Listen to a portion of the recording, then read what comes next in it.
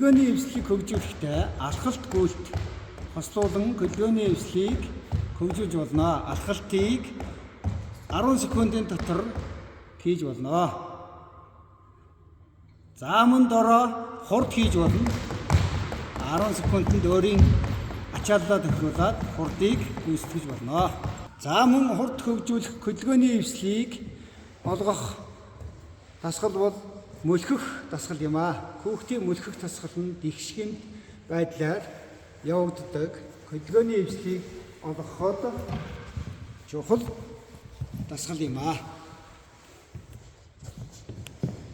За мөлхөхдөө гар хөлийн хөдөлгөөнөө хослуулан зохицуулан мөлхөх ёстой. За мөн саадыг давж хараалт нь бас хөдөлгөөний эвслийг олгох дасгал юм аа.